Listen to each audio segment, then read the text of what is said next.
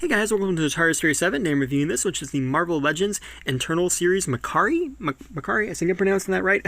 Kind of sounds like the website Makkari there. But yeah, this is really cool, really awesome character. This is based on the comics, obviously. This is a speedster, and I love speedsters. I'm a big Flash fan, and this character will also be Marvel's first deaf superhero, and I'm super pumped for that. My mom was a sign language interpreter for a good many of years, and I know a couple signs, and I'm super pumped about it. You know, there's really nothing out there in mainstream media, like nothing really, you know, with a major deaf character in it. So I'm super excited to see how Marvel does this. I believe the actress they've cast is also deaf, so that's just really incredible and really great, really moving steps forward, and I'm excited about that. But yeah, moving on to the action figure. As you can see, she looks amazing out of packaging. They really nailed the likeness, and let me zoom in on that. But that definitely looks like the actress. They did a great job there. Everything looks perfect. The eyes, the hair. Look at the hair. Look how they sculpted this. I mean, this is incredible. I love what Hasbro is doing with the hair now. They are just getting it knocked out of the park.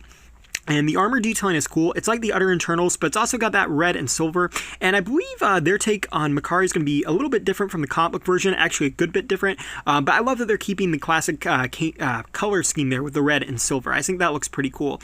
And it looks all armored and metal. It's got a little bit of Internals emblem up there on the chest, and it just looks great overall.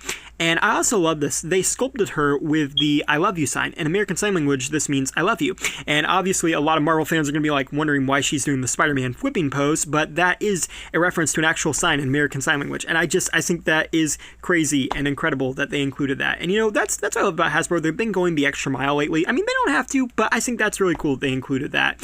And you also get this alternate pair of fisted hands. I don't know why, but I just left them in the plastic here. I'm not really sure why I did that.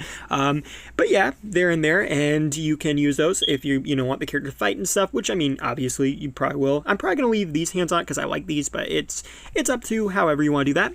And in terms of articulation, let me move this out of the way so I can get better situated there. The articulation on this figure is great. You got 360 the head, you can look up, down. The torso moves so free. Like, this figure moves so well. You got 360 the arms, swing out the shoulder, you got bendability at the elbow a little bit, and it also rotates. It's kind of like a ratchet joint. It's kind of hard to explain. It's not a ratchet, but it kind of looks like one. But it moves nice and free, and I like that. You can kind of see it a little bit there, and it just works perfectly. And then also the wrist rotate and move as they typically do.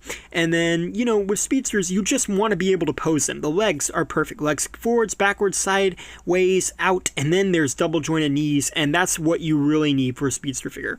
You really want double jointed knees with those. And then also the feet. The feet also do move in there, and you know, they're traditional, and you do have pinless knees, and they go side to side and move up and down. So in terms of articulation, pretty good, but my main thing about this is I love how freely it moves, and I just think that's really cool. Here's a comparison with Spider-Man there. Thought that would be kind of interesting comparison. And then lastly, here's a comparison with Wanda and Vision, just kind of like show it with some Phase 4 characters. And yeah, overall, I think they did a really great job on this. I can't wait to see the movie. I can't wait to see this character. And Hasbro really knocked it out of the park. Thanks for watching. Please rate, like, and subscribe.